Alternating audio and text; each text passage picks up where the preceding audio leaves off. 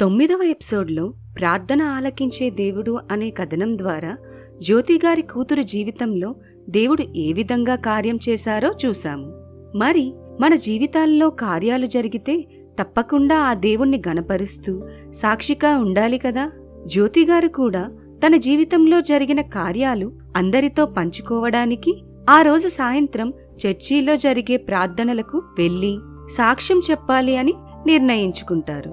నిర్మలా గారికి కూడా ఎప్పటి నుండో తన సాక్ష్యం అందరితో పంచుకొని ఆ దేవుణ్ణి మహిమపరచాలి అని ఆశ కలిగి ఉంది. కాని తన ఇంట్లో పరిస్థితులు వేరేగా ఉండడం వల్ల నిర్మల మేరీ దగ్గరకు వెళ్లి తన ఆశని పంచుకుంటుంది. అప్పుడు మేరీ, చాలా రోజుల తర్వాత కలిశావు నిర్మల. నీ ఆశ వింటే నాకు కూడా సాక్ష్యం చెప్పాలి అని ఉంది. కానీ చర్చిలో ఎంతమందికి అవకాశం ఇస్తారో ఈరోజు. అవకాశం ఇచ్చినా చర్చికి వచ్చే పరిస్థితి మా ఇంట్లో లేదు మేరీ. మా ఆడపడుచుని చూస్తే చాలా కోపంగా ఉంది. గొడవ పెట్టుకోనైనా ఈరోజు చర్చికి రావాలనుంది మేరీ. బైబిల్లో విశ్వాస విషయమై బలహీనుడైన వానిని చేర్చుకొనుడి, అయినను సంశయములను తీర్చుటకు వాదములను పెట్టుకొనవద్దు అని ఉంది నిర్మల. మన విశ్వాసానికి పరీక్ష ఇది. ఏమీ అనుకోకు, కాని నీకోసం నేను ఎంత ఓర్పుగా ఉన్నానో నువ్వు మీ ఆడపడుచు విషయంలో అదే చెయ్యు. చెప్పడానికి అందరికీ సులువేలే, కాని అనుభవిస్తున్న నీ బాధ నాక్కూడా తెలుసు, కాని ఓర్చుకో నిర్మల అంటూ సాయంత్రం నువ్వు ప్రార్థనకి వచ్చేలాగా మేము కూడా ప్రార్థన చేస్తాము. ప్రార్థన ఆలకించే దేవుడు తప్పకుండా ఆయన సన్నిధిని వెదికే వాళ్ల కోసం చేసిన ప్రార్థన వృధాగా పోదు అని చెప్తుంది. మేరీ, సమర్పణ నిర్మల కోసం ప్రార్థన చేస్తూ ఉంటారు. సాయంత్రం అవుతుంది. ఇద్దరూ చర్చికి నడుస్తూ ఉంటారు.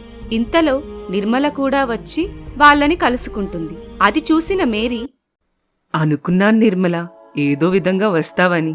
కొంపతీసి గొడవేం పెట్టుకోలేదు కదా. మన దేవునికి మనల్ని మనం అప్పచెప్పుకుంటే కార్యాలు చూస్తాము.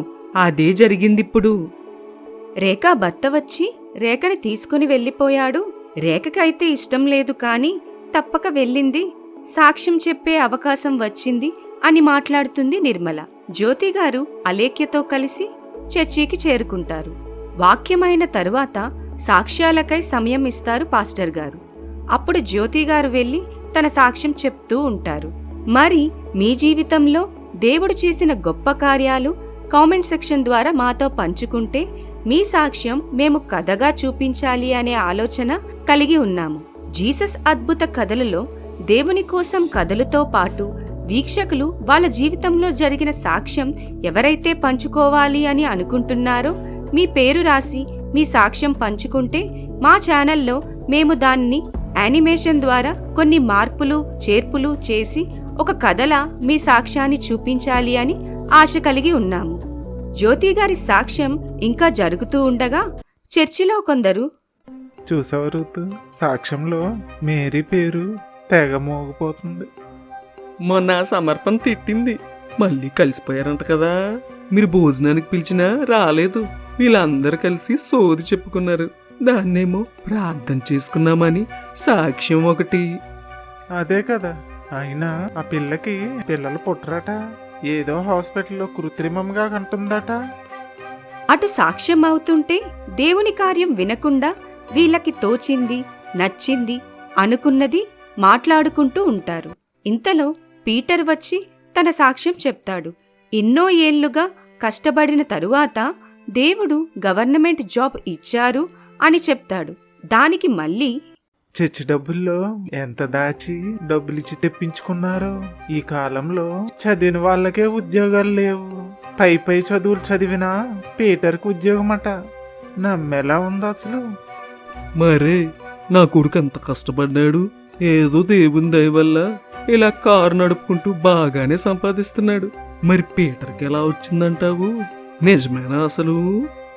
అంటూ ఎవరు సాక్ష్యం చెప్తే వాళ్ళకి వ్యతిరేకమైన మాటలు మాట్లాడుకుంటూ ఉంటారు.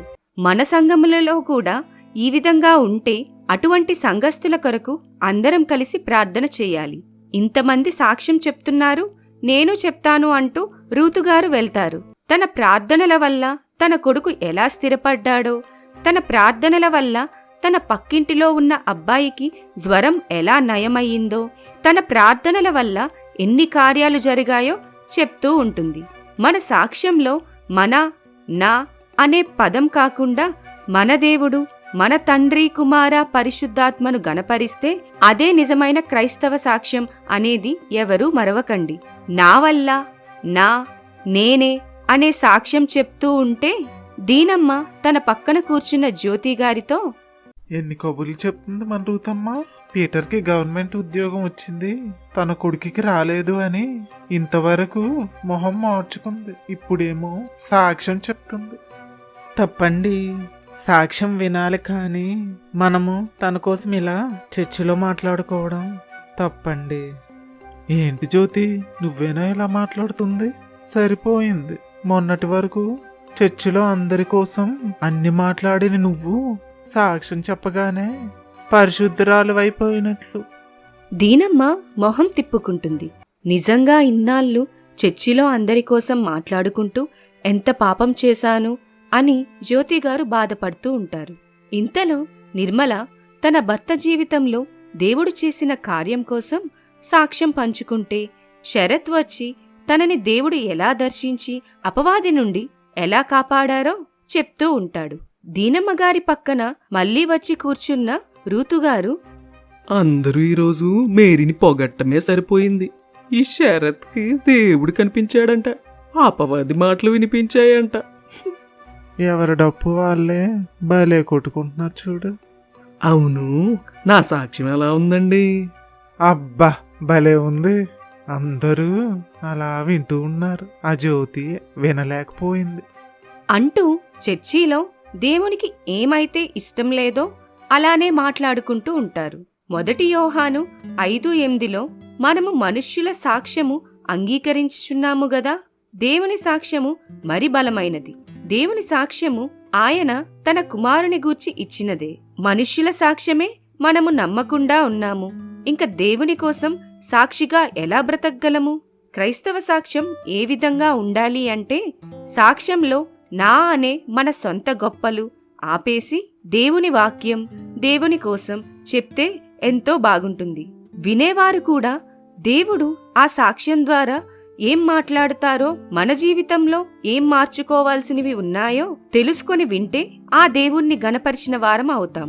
కొంతమంది పలానా చర్చికి వెళ్లడం వల్ల కార్యం జరిగింది అని, మరికొందరు పలానా పాస్టర్ గారి వల్లే జీవితం మారింది అని చెప్తూ ఉంటారు. చర్చిని పొగడటం, పాస్టర్ గారిని గౌరవించడం, వాళ్ళని ప్రేమించడం ఎంతో మంచిది. కానీ క్రైస్తవ సాక్షిగా ఉండాలి అంటే ఆ దేవుణ్ణి గణపరచడం, ఆ దేవుని యందు అతిశయించడం, మొదటి స్థానం దేవునికి ఇవ్వడం మరువకండి. మనమందరం కలిసి క్రీస్తు సాక్షులుగా ముందుకు అడుగు వెయ్యాలి అనేదే మా ప్రార్థన. Praise the Lord. ప్రార్థన. ప్రార్థనలు ఆలకించి కార్యాలు చేసే గొప్ప దేవ, మీకే వందనాలయ్యా. వీక్షిస్తున్న ప్రతి ఒక్కరి ప్రార్థనలు ఆలకించి ఎవరికి ఏ సమస్యలు ఉన్నాయో తేరి చూసి కార్యం చెయ్యండి తండ్రి. మిమ్మల్ని నమ్ముకున్న అందరి జీవితాలకి ఒక వెలుగుగా ఉంటూ అందరూ మీ నామమునకు ఘనత వచ్చేలాగా సాక్షులుగా చేయండి తండ్రి. క్రైస్తవ సాక్ష్యం అంటే మా ప్రార్థనలకు కాని, మా మంచితనానికి కాని, ఇతరులను, పాస్టర్లను పొగట్టడానికి కాని కాకుండా మిమ్మల్ని మాత్రమే గణపరిచే భాగ్యం అందరికీ ఇవ్వండి తండ్రి. యేసు నామములో అడిగి వేడుకుంటున్నాం పరమ తండ్రి. ఆమేన్.